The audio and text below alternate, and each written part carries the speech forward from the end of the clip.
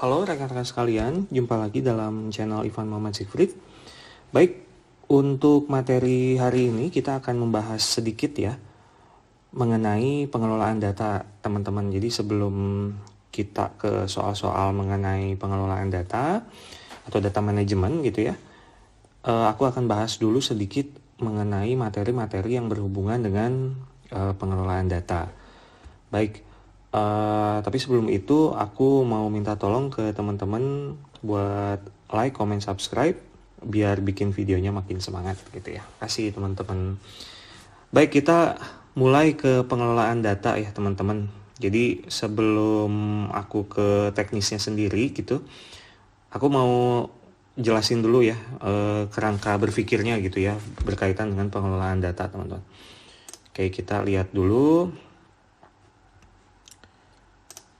Ya, jadi aku bahas dulu ya sedikit mengenai manajemen data untuk SKB Peranata Komputer CPNS 2024. Jadi untuk frameworknya sendiri, manajemen data itu terdiri atas berbagai aspek ya teman-teman. Ada yang data governance, kemudian ada metadata management, kemudian data integration, kemudian pilar-pilarnya ada data accessibility, data classification and discovery, quality, processing, dan logging teman-teman. Untuk menopang sebuah data akses dan manajemen yang baik, itu kita mulai dulu dari pondasinya teman-teman ya. Kita mulai dari pondasinya teman-teman. Coba aku kasih pointer biar lebih jelas. Jadi pondasinya itu yang pertama adalah data governance. Yang mana data governance itu terdiri atas aspek security, aspek akses, aspek controls, aspek permissions, dan zero trust teman-teman. Jadi data governance ini berhubungan dengan keamanan dari data itu sendiri. Baik untuk data, baik untuk sebuah sistem, semua itu pondasinya yang pertama adalah sekuritasnya teman-teman. Keamanannya gitu ya. Jadi sebelum kita membahas masalah data, sebelum kita membahas masalah sistem, kita harus kuat dulu teman-teman untuk masalah security, access, control, dan permissions-nya. Baru ketika security, access, control-nya sudah jelas, kita masuk ke metadata management teman-teman ya. Jadi metadata management ini berhubungan dengan discovery, kemudian relationship. Jadi kita melakukan manajemen terhadap data-data sampingan gitu ya. Kemudian yang ketiga adalah data integration teman-teman. Data integration itu terdiri atas ingestions dan transformations. Jadi biasanya data-data yang kita miliki itu masih bentuknya itu dalam bentuk yang mentah teman-teman. Untuk bisa dikonsum, untuk bisa kita akses lebih dalam gitu ya teman-teman, itu kita perlu melakukan proses transformation dulu teman-teman. Kita lihat datanya, data mentahnya, apakah datanya itu masih kotor. Kalau misalkan datanya itu kotor, kita coba bersihkan terlebih dahulu. Kita lihat data-datanya, apakah datanya itu terdapat nilai 0 atau nilai yang kosong gitu ya. Biasanya kalau datanya kosong itu kita hilangkan terlebih dahulu atau treatment lain ya. Seperti misalkan pengisian data sementara gitu ya. Itu banyak tekniknya teman-teman di data engineer. Nanti teman-teman silakan untuk lihat ya, discover di Google gitu ya, teknik-teknik untuk pengisian nilai 0. Kemudian ada juga ingestion teman-teman. Ingestion itu apa? Ingestion itu merupakan proses di mana data-data yang sudah dibersihkan tadi itu kemudian kita consume, kita gunakan untuk keperluan yang berhubungan dengan bisnis proses kita gitu ya teman-teman. Itu untuk dasar-dasarnya teman-teman ya, data governance, metadata management, kemudian data integration. Kemudian ada 5 pilar nih yang memang harus dilihat gitu ya untuk membuat sebuah data akses dan manajemen yang baik gitu ya. Yang pertama adalah data accessibility. Datanya itu dia harus bisa kita akses kapanpun, kemudian datanya itu harus bisa digunakan ketika misalkan terjadi down gitu ya. Berarti harus ada replikasi data di situ, ada apa yang namanya tuh ya, dual homing lah. Jadi ketika misalkan satu database itu down, database yang lain bisa menopang gitu ya teman-teman. Jadi itu beberapa aspek yang berkaitan dengan data accessibility. Kemudian ada juga data classification and discovery. Data classification dan discovery ini penting untuk kita sebagai database engineer gitu ya, atau sebagai seorang peranata komputer yang baik, kita bisa mengklasifikasikan dan harus mengklasifikasikan data-data itu, sehingga data-data itu bisa kita kelompokkan dan bisa memberikan insight yang lebih bermakna teman-teman. Jadi data yang baik itu kita perlu untuk mengklasifikasikan mana data yang baik, mana data yang kurang baik gitu ya, mana data yang berhubungan dengan misalkan kalau misalkan kita ngomongin kasus KRS gitu ya, atau kasus mahasiswa, mana data yang berhubungan dengan nilai mahasiswa, mana data yang berhubungan dengan personality mahasiswa, kemudian mana data yang berhubungan dengan mata kuliah yang diambil mahasiswa. Itu kita harus klasifikasikan gitu teman-teman. Nggak bisa kita campur adukan data-data tersebut, sehingga data itu tujuannya bisa menjadi lebih bermakna. Kemudian data quality teman-teman, atau data yang berkualitas. Data-data ini harus dibuat sedemikian rupa atau dikelola sedemikian rupa sehingga data yang kita punya itu berkualitas. Jika misalkan data yang kita punya itu mentah, ya kita lakukan transformasi terlebih dahulu gitu ya, untuk meningkatkan kualitas dari data itu sendiri. Misalkan ada beberapa karakter-karakter gitu ya di dalam data tersebut yang memang tidak terlalu baik gitu ya. Karakter-karakter misalkan regex dan lain sebagainya, itu kita take out terlebih dahulu teman-teman. Kemudian ada data processing. Bagaimana data itu kita proses, bagaimana data itu kita gunakan untuk sistem-sistem lain gitu ya. Misalkan kita ingin membuat sebuah dashboard, maka otomatis data-data yang kita punya itu harus bisa diproses, harus bisa dikonsum oleh dashboard atau front end-nya gitu ya teman-teman. Kemudian ada data lineage atau data logging gitu ya.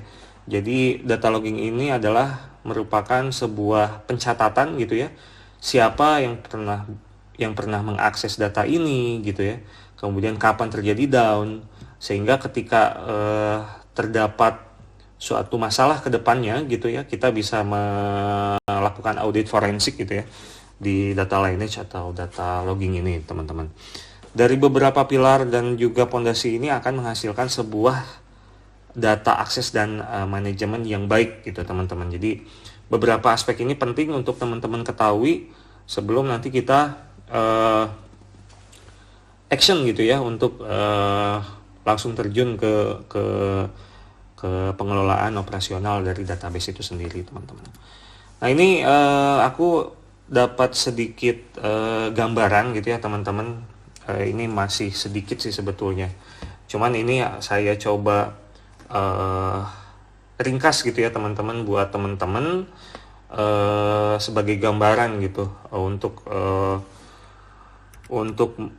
manajemen data itu apa saja sih sebetulnya yang kita lakukan gitu ya. Jadi aku dapat beberapa kisi-kisi gitu ya, yaitu dokumen implementasi data model. Kita harus mengetahui deskripsi dan ruang lingkup data model yang akan diimplementasikan, hasil telaah rancangan database, kemudian dokumentasi tahapan implementasi yang mencakup proses pembuatan database, tabel relasi, tabel, indeks, trigger, dan lain sebagainya, tahapan pengujian, dan juga 5 hasil pengujian database teman-teman. Jadi aku coba paraphrase sedikit gitu ya, menjadi beberapa tahapan-tahapan breakdown gitu ya, tahapan-tahapan yang lebih bisa user friendly gitu teman-teman. Yang pertama teman-teman harus, ketika kita berbicara masalah implementasi data model gitu ya, yang pertama teman-teman harus identifikasi kebutuhan terlebih dahulu teman-teman. Tentukan tujuannya, apa tujuan utama dari database yang akan teman-teman rancang gitu ya. Kita harus mulai dulu dari hal yang umum teman-teman, kemudian nanti kita bahas yang masalah khususnya gitu ya. Jadi kita harus, kerangkanya itu kita harus berpikir secara umum terlebih dahulu, baru nanti kita bahas yang lebih khususnya gitu teman-teman. Kemudian yang kedua adalah pengumpulan data, identifikasi informasi yang akan disimpan ya. Misalkan apakah data pelanggan kah, apakah produk kah, apakah transaksi atau yang lainnya.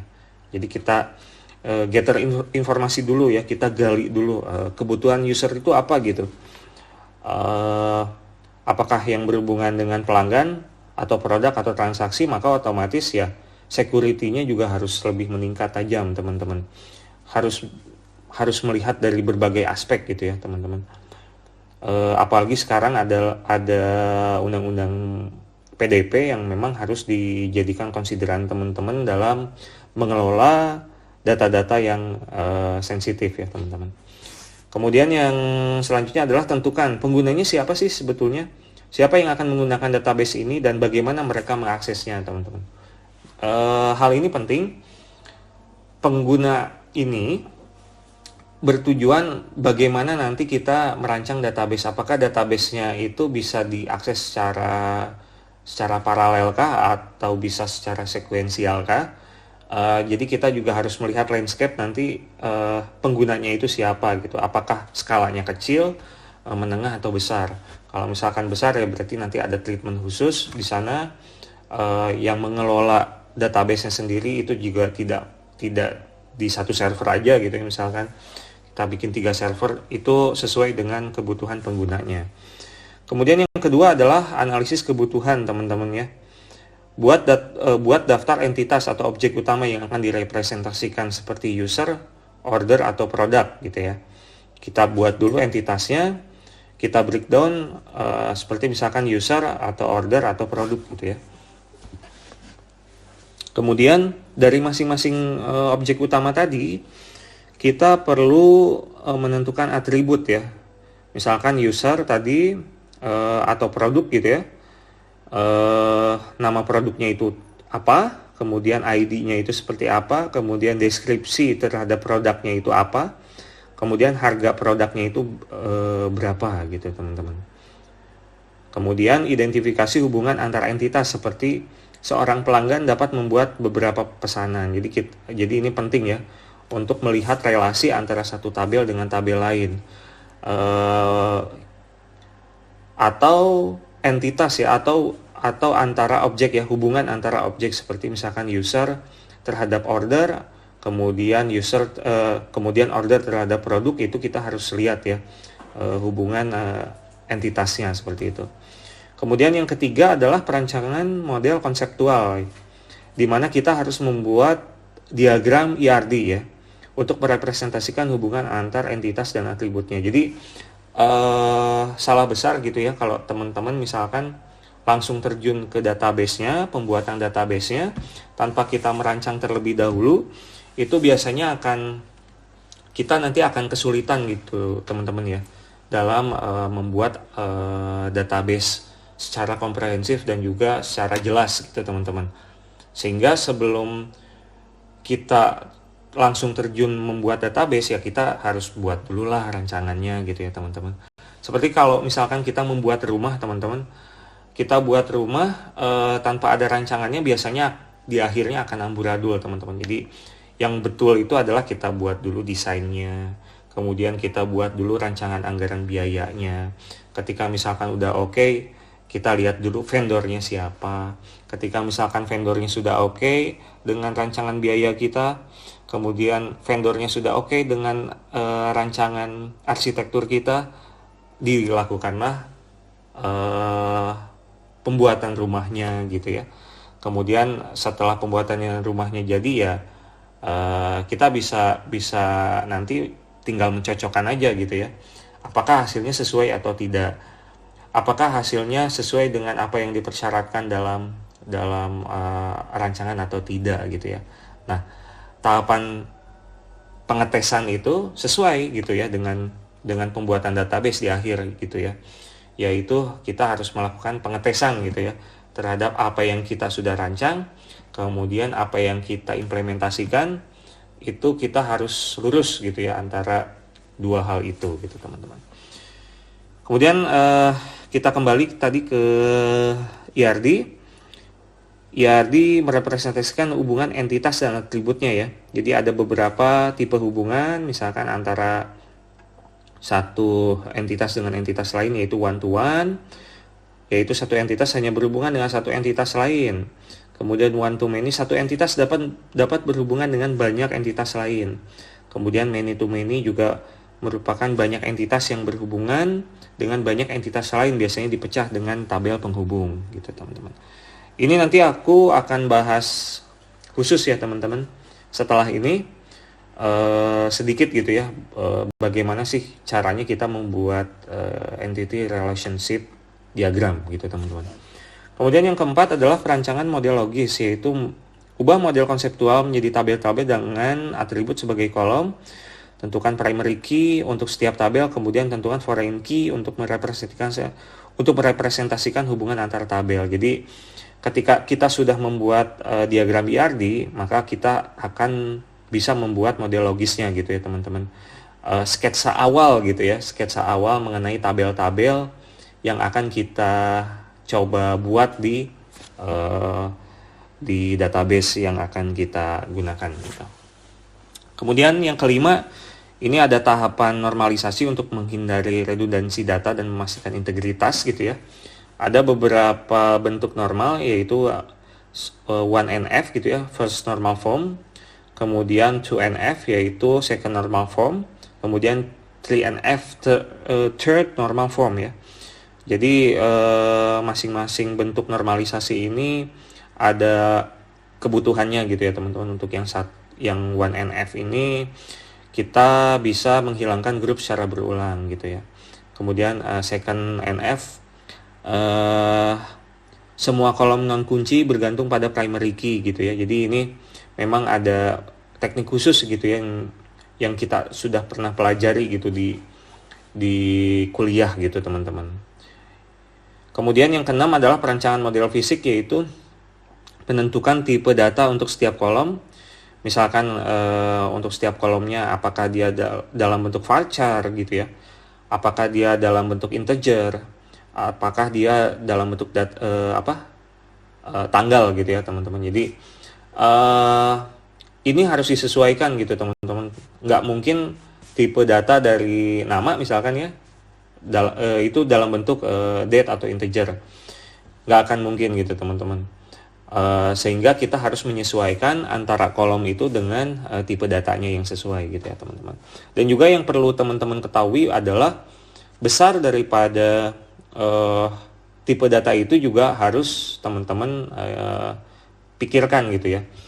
Misalkan untuk nama itu biasanya 32 huruf, tidak perlu sampai 64 huruf ataupun sampai 128 huruf.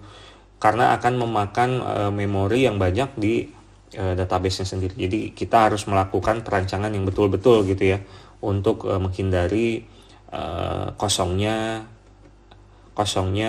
array gitu ya di database yang kita punya.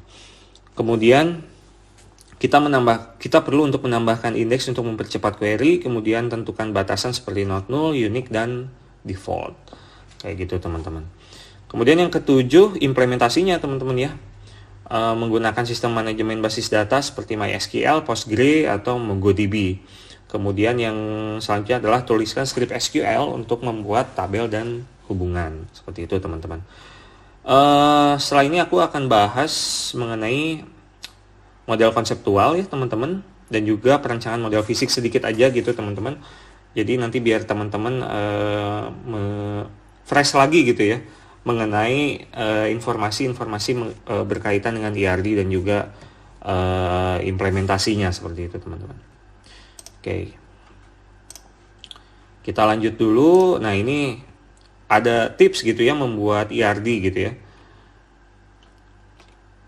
Nah, ini nih, kita akan mulai dulu. Komponen utama penyusun ERD ya, ada entitas. Entitas adalah sebuah objek berwujud nyata yang dapat dibedakan dengan objek lainnya.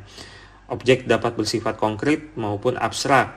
Data konkret adalah sesuatu yang benar-benar ada atau dapat dirasakan oleh indera, sedangkan abstrak tidak berwujud. Contohnya adalah orang, buku, pegawai, perusahaan merupakan jenis entitas konkret, teman-teman. Berbeda dengan mata kuliah, kejadian, pekerjaan adalah benda tidak terwujud. Nah, bentuknya seperti ini ya teman-teman ya, kotak ya. Jadi kotak ini nanti kita akan bisa masukkan dalam gambar yang kita punya nanti ya. Seperti itu teman-teman. Kemudian yang kedua adalah atribut atau field. Jadi pengertian IRD kedua yaitu field disebut sebagai atribut. Setiap entitas memiliki atribut untuk mendeskripsikan karakteristik dari suatu entitas. Untuk jenisnya dibedakan menjadi beberapa jenis, yaitu atribut key. Atribut yang unik dan berbeda, misalkan nomor pokok mahasiswa, kemudian NIM, dan nomor pokok lainnya. Jadi kalau misalkan entitasnya seorang mahasiswa, maka otomatis atributnya adalah nomor pokok mahasiswa yang unik dan tidak mungkin sama gitu ya antara satu mahasiswa dengan mahasiswa lain, seperti itu teman-teman. Kemudian ada atribut key, atribut yang ini udah ya tadi ya. Kemudian atribut komposit, atribut yang terdiri dari beberapa subatribut yang memiliki arti tertentu, seperti misalkan nama lengkap, kemudian dipecah menjadi nama depan, tengah, dan belakang. Atribut derivatif adalah dihasilkan dari atribut atau relasi lain. Jenis atribut ini tidak wajib ditulis dalam diagram IRD ya. Kayak gitu teman-teman. Kemudian nanti yang ketiga ada relasi gitu ya, antara satu entitas dengan entitas lain. Ada yang tadi aku udah jelasin sedikit, one to one, kemudian one to many, kemudian many to one, many to many gitu ya. Itu harus disesuaikan gitu ya, sesuai dengan kondisi yang ada gitu ya teman-teman. Kemudian ada garis. Fungsi dari garis ini tidak hanya sebatas penghubung antar himpunan relasi. Garis dapat mempermudah pengguna untuk melihat dan mengetahui alur sebuah IRD sehingga nampak lebih jelas pada awal dan akhirnya teman-teman. Nah, ini ada beberapa simbol notasi dalam IRD. Nanti ini link ini akan aku share juga ke YouTube teman-teman. Kemudian ada beberapa tahapan umum dalam pembuatan IRD. Tahap 1 menentukan entitas yang akan terlibat atau menentukan tabel ya teman-teman. Kemudian contohnya adalah misalkan kalau kita bahas siak perkuliahan gitu ya. Dalam sistem siakat dalam suatu perguruan tinggi, mahasiswa dapat melakukan input KRS, melihat KHS, mengambil banyak mata kuliah, dan mata kuliah diambil oleh para mahasiswa. Penentuan entitasnya pasti yang pertama adalah ada mahasiswa di sana, ada dosen di sana, ada ruang kuliah di sana, ada mata kuliah di sana, teman-teman. Jadi itu entitas besarnya ya, teman-teman ya. Kemudian yang kedua adalah menentukan atribut-atribut key dari masing-masing himpunan entitas, teman-teman. Misalkan di mahasiswa tadi ada NIM, ada nama mahasiswa, ada alamat mahasiswa. Dosen misalkan ada NIP, termasuk NIDN ya, nomor induk dosen nasional, kemudian nama dosen, ada alamat dosen. Kemudian mata kuliahnya ada kode mata kuliah, nama mata kuliah, kemudian untuk ruangnya ada kode ruang, lokasi, dan juga kapasitas gitu teman-teman. Kemudian yang ketiga adalah kita menetapkan seluruh himpunan relasi di antara himpunan entitas yang ada beserta foreign key dan kardinalitas relasi teman-teman. Misalkan banyak mahasiswa ya, mahasiswa M itu many mengambil mata kuliah gitu ya. Yaitu banyak mahasiswa mengambil banyak mata kuliah. Dosen membimbing mahasiswa, yaitu satu dosen membimbing banyak mahasiswa. Kemudian dosen mengajar mata kuliah, yaitu dosen mengajar banyak mata kuliah. Kemudian ruang digunakan untuk mata kuliah, yaitu satu ruang dapat digunakan untuk satu mata kuliah saja. Kayak gitu teman-teman. Kemudian yang keempat adalah membuat model IRD-nya. Jadi setelah data-data pada tahap 1, tahap 2, dan tahap 3, lanjut kita ke tahap 4 ke melakukan desain ya, model entity relationship diagram ya. Kita lihat tadi mahasiswa, banyak mahasiswa bisa mengambil banyak mata kuliah gitu kan. Kemudian ada satu dosen membimbing banyak mahasiswa. Kemudian satu dosen mengajar banyak mata kuliah. Itu kita coba buat sketsa dari IRD-nya itu sendiri berdasarkan data-data yang ada di tahap 1 sampai 3 gitu teman-teman. Gitu ya untuk pembuatan ERD sedikit. Kemudian aku lanjut tadi ke tahap operasionalnya gitu ya, berkaitan dengan database. Nah ini mungkin aku jelasin sedikit ya mengenai database. Jadi yang teman-teman harus ketahui biasanya keluar juga gitu teman-teman, itu bentuk query ya. Jadi bentuk query yang teman-teman harus sedikit pahami gitu ya. Jadi ada DDL atau Data Definition Language, kemudian DML yaitu Data Manipulation Language, dan juga DCL yaitu Data Control Language. Apa itu Data Definition Language? Data Definition Language adalah sebuah metode query SQL yang berguna untuk mendefinisikan data pada sebuah database. Jadi tujuan utamanya adalah untuk mendefinisikan data pada sebuah database. Ada beberapa query yang termasuk Data Definition Language teman-teman. Yang pertama adalah create, yang kedua adalah drop, kemudian yang ketiga adalah alter teman-teman. Create adalah digunakan untuk membuat sebuah database dan tabel teman-teman. Kemudian drop digunakan untuk menghapus tabel dan database. Kemudian apa sih alter? Alter itu digunakan untuk melakukan perubahan struktur tabel yang telah dibuat. Misalkan kita menambahkan field, mengganti nama field, atau menamakannya kembali, atau kita lakukan rename ya dari field-field itu. Dan juga kita bisa menghapus field dari tabel. Nah itu merupakan sintaks-sintaks yang berhubungan dengan Data Definition Language teman-teman. Kemudian yang kedua adalah DML yaitu Data Manipulation Language. Apa sih sebetulnya DML itu? DML adalah sebuah metode query yang dapat digunakan apabila DDL telah terjadi. Sehingga fungsi dari query DML ini untuk melakukan pemanipulasian database yang telah dibuat. Misalkan kita ingin melakukan inserting data atau updating data, itu kita menggunakan Data Manipulation Language. Query-nya ada 3 teman-teman, yaitu insert, kemudian update, kemudian delete ya. Insert itu digunakan untuk memasukkan data pada tabel database. Kemudian yang kedua, update itu digunakan untuk pengubahan terhadap data yang ada pada tabel database. Kemudian yang ketiga adalah delete, digunakan untuk penghapusan data pada tabel database ya teman-teman. Jadi ini teman-teman ini wajib hafal. Jenis-jenis ini merupakan hal paling dasar ya dari SQL gitu teman-teman. Data Definition Language tadi ada 3, kemudian Data Manipulation Language ada 3, kemudian yang terakhir adalah Data Control Language. Data Control Language adalah sebuah metode query SQL yang digunakan untuk memberikan hak otorisasi mengakses database, mengalokasikan space, pendefinisian space, dan pengauditan penggunaan database. Query-nya ada 4 teman-teman, gitu ya. Ada grant, ada revoke, ada commit, ada rollback. Grant itu adalah untuk mengizinkan user mengakses tabel dalam database. Yang kedua revoke. Revoke itu membatalkan izin hak user. Kemudian commit menetapkan penyimpanan, menetapkan ya ini maksudnya ya, menetapkan penyimpanan database. Kemudian rollback itu untuk membatalkan penyimpanan database gitu teman-teman. Oke, nah selanjutnya aku bahas juga sedikit. Nah biasanya kita kalau melakukan demo gitu ya berhubungan dengan MySQL, itu kita bisa menggunakan satu installer untuk kita install di lokal PC kita gitu ya, menggunakan SAM teman-teman ya, XAMPP ya. Jadi di sini kita ada Apache di sana, kemudian ada MariaDB, ada PHP, kemudian ada Perl.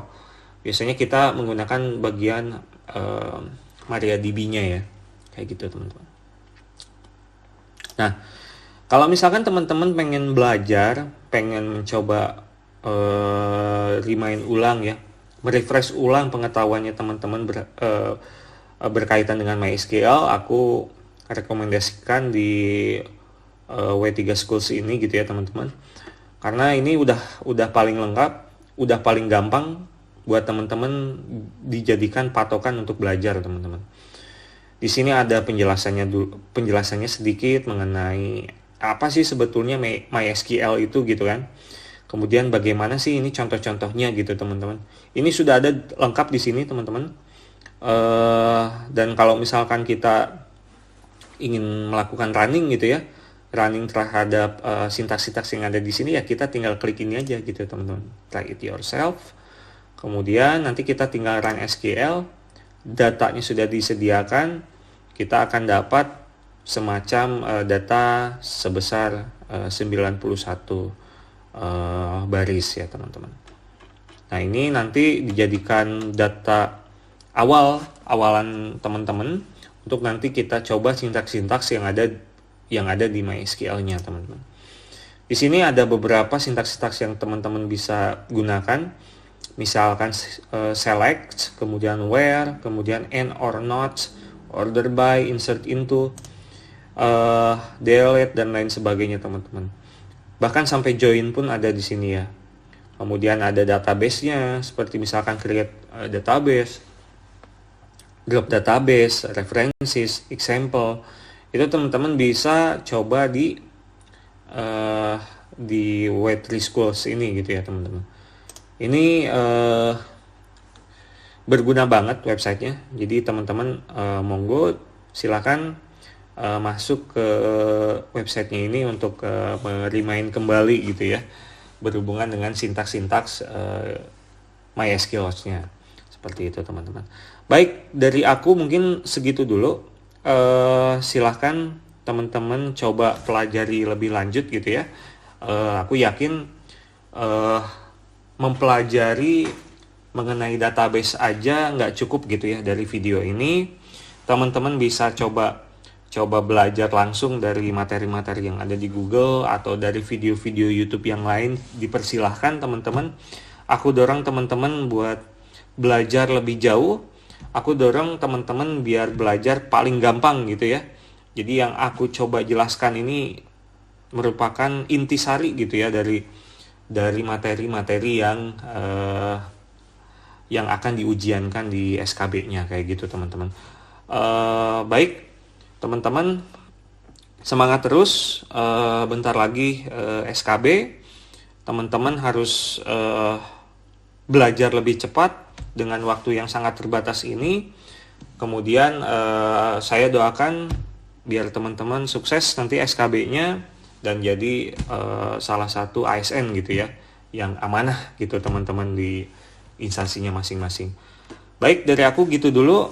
Terima kasih.